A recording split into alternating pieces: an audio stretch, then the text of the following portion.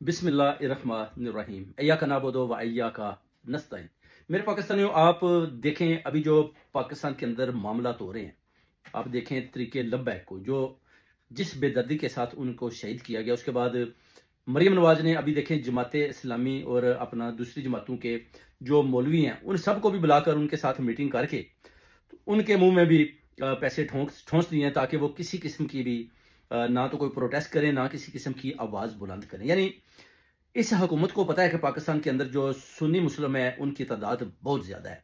इसी वाले से आप तरीके लब्बैक को देखें तो उनकी जो तादाद थी वो भी बहुत ज़्यादा थी, मगर जिस बेदर्दी के साथ उनको कत्ल किया गया वो भी आपके सामने। अब ये जो जली हुकूमत है इस चीज़ को समेटने में लगी हुई है, मगर बुरी तरह नाकाम है, क्योंकि इनको पता है कि जो शातें हो चुकी हैं, जो जुल्म और बर्बरियत हमने की है इनके ऊपर, उसका कुछ ना कुछ तो रद्द अमल जरूर आएगा। इससे ये बड़े खौफजदा है। आप देख सकते हैं तरीक उठाकर, इससे पहले भी जैसे कि खान साहब के ऊपर हमला किया गया, ये वाहिद आदमी है इमरान खान साहब जो इस हमले में बच पाए। इससे पहले भी आप देख सकते हैं कायदे आज़म मोहम्मद अली जनाब, बीबी फातिमा जो उनकी अपना बहन थी, उनको भी कैसे थप्पड़ मारकर उनको भी शहीद किया गया।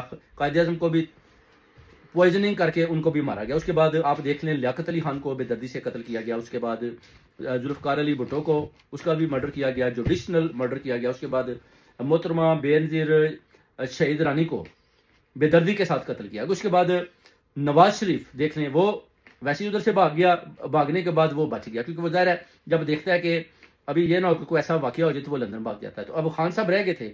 जो आदमी भी हक और सच के साथ खड़ा होता है उसका उसी वक्त कत्ल हो जाता है। अब खान साहब के ऊपर हमला होता है, खान साहब भी बाल बाल बचते हैं मगर बुरी तरह जख्मी हो जाते हैं। और वो खान साहब जो है ना, वो बचने के बाद वो इन सब के आगे जो इस तरह जैसे कि फंस के नहीं रह जाते, यानी इनके लिए एक बहुत बड़ा चैलेंज बन चुके हैं।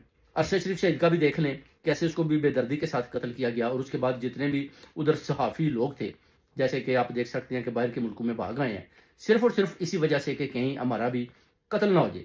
अब खान साहब खड़े हैं, खान साहब बच गए। बचने के बाद अब खान साहब को कब का ये मार देते, मगर अभी खान साहब की जो ताकत है साथ खड़ी हुई है, ओवरसीज कम्युनिटी खड़ी हुई है, 1.7 मिलियन पीपल, उसके बाद 25 करोड़ अवाम खड़ी है, पूरी दुनिया की उम्मे मुसलमान खान साहब के साथ शाना बशाना खड़ी है। इसी वजह से भी ये डरे हुए हैं कि अगर खान साहब को मारा गया तो ये ना मुल्की हालात खराब हो जाए। अफगानिस्तान के अंदर जंग है, मेरी बात समझ रहे हैं। उसके बाद जो अपना इंडिया के साथ आपके तल्कात बहुत खराब जा रहे हैं। किसी वक्त भी होता है कि वो जनाब हमारे ऊपर कहीं हमला ना कर दें, जिसकी बार बार ट्रंप ने भी दिए थे अपने स्टेटमेंट में, बोला था कि इंडिया जो है ना पाकिस्तान के ऊपर हमला नहीं करेगा।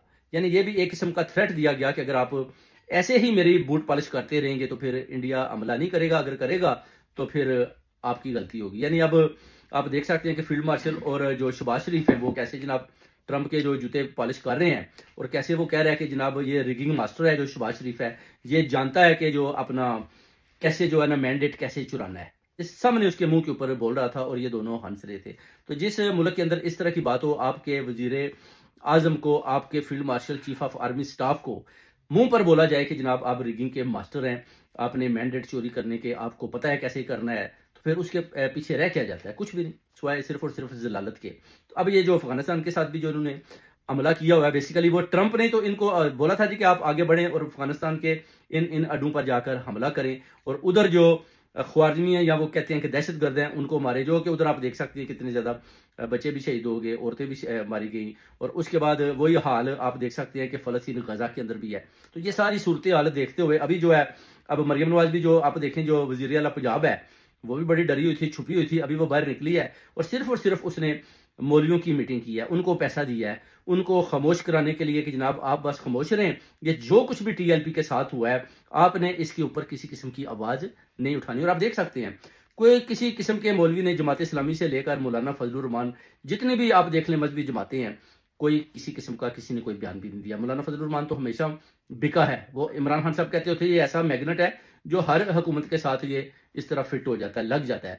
इसको सिर्फ और सिर्फ इक़्तिदार चाहिए, सिर्फ और सिर्फ ये इक़्तिदार का बुक है। इसको बिल्कुल ये मजहब के नाम के इन्होंने सिर्फ चोले पहने हुए हैं, मगर जब भी कहीं आप देखते हैं हक और सच का नाम आता है या उधर बाहर निकलना चाहिए तो ये बिल्कुल जनाब खामोश हो जाते हैं और सिर्फ इस्टेब्लिशमेंट के साथ चलते हैं। जैसे जैसे वो डायरेक्शन देते हैं वैसे वैसे ये चलते जाते हैं और अवाम को भी इन्होंने बेवकूफ़ बनाया हुआ है। اور عوام بھی ان کے ساتھ ہے.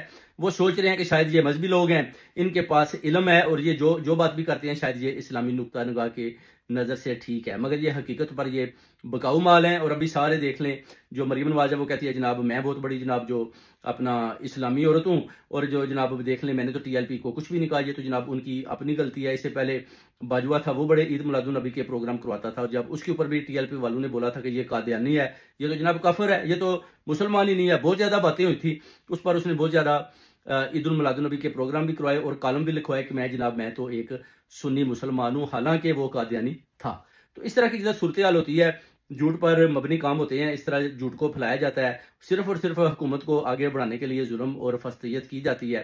تو پھر آپ کو پتا ہے کہ اس حکومت کا جو انجام ہے وہ بھی بڑا برا ہوتا ہے. اور آپ دیکھیں گے اس دفعہ جو نواز شریف, شہباز شریف اور مریم نواز, ان لوگوں کا جنہوں نے اپنے ہی لوگوں کے اوپر ظلم کیا اور بار بار کیا, آپ دیکھیں گے کہ ان کا جو انجام ہے وہ آپ دیکھیں گے تو آپ انشاءاللہ حیران رہ جائیں گے کہ اللہ تعالیٰ کی ذات نے اس قدر ان سے اتنا برا ان سے انجام لیا کہ یہ خود پچھتائیں گے کہ ہمارے ساتھ ہوا کیا. ابھی تو یہ سب اقتدار ہیں, لگے ہوئے ہیں, ظلم کر رہے ہیں, عوام کو جناب مار کٹائی ان کی کر رہے ہیں, شہید کر رہے ہیں, اور خوش ہو رہے ہیں کہ بس ٹھیک ہے جی جناب ہم نے حکومت کرنی ہے, ہم نے ایکسٹینشن لینی ہے, ہم نے جناب یہ جتنی بھی ترمیمیں ہیں ان کو جناب پاس کروانا ہے.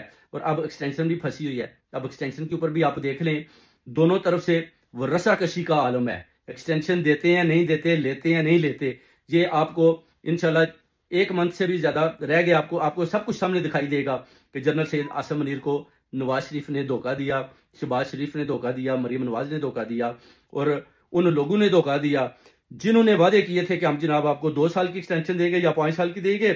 اگر 2 سال کی دی تو اس کے بعد 5 سال کی دیں گے, اور 5 سال کے بعد پھر ویسے ہی آپ کو پتا ہے کہ حکومت ویسے ہی آپ کی ہوگی. تو اس طرح کی جو نا ڈیلیں ہو رہی ہیں, جو ناکام ڈیلیں ہیں, اور ان ناکام ڈیلوں کے پیچھے آصف علی زرداری ہے. بلاول بھٹو زرداری بھی دیکھ لیں مولانا فضل الرحمان سے ملتا ہے صرف اور صرف اس لیے کہ وہ اسٹیبلشمنٹ کو, جنرل سید عاصم منیر کو بتانا چاہتا ہے کہ ہم نے مولانا فضل الرحمان کو سٹاپ کیا کہ آپ ٹی ایل پی کے حوالے سے کسی قسم کا پروٹیسٹ نہ کریں. اگر آپ پروٹیسٹ کریں گے تو پھر آپ کو ان کا سامنا کرنا پڑے گا. تو جس پر مولانا فضل الرحمان کو بھی کافی لالچیں, اس سے پہلے بھی آپ کو پتا ہے وہ لالچی آدمی ہے, لالچ میں آ جاتا ہے. ابھی بھی اس کو کافی لالچ دیے گئے ہیں کہ ہم جناب آپ کو یہ بنا دیں گے, اتنا پیسہ دیں گے, یہ ڈیل کریں گے. اس پر اس نے بولا کہ ٹھیک ہے. جماعت اسلامی والوں کو بھی ایسے ہی ڈیل کیا گیا. مریم نواز نے ان کو بھی بتایا کہ جناب ہم آپ کو یہ چیزیں دیں گے, یہ فیسلٹی دیں گے, یہ سیٹیں دیں گے, ان عہدوں پر آپ کو فائز کریں گے. تو اس پر بھی انہوں نے حامی بھر لی. اور اس کے بعد آپ دیکھ لیں صرف اور صرف ٹی ایل پی نے اکیلے مار کھائی, اور بری طرح کھائی. اور ابھی تک نہ سعد رضوی کا کو پتہ چل رہا ہے وہ کدھر ہے, نہ اس کے بھائیوں کا, اور نہ ہی ان شہداء کا پتہ چل رہا ہے جن کو انہوں نے مار کر غائب کر دیا.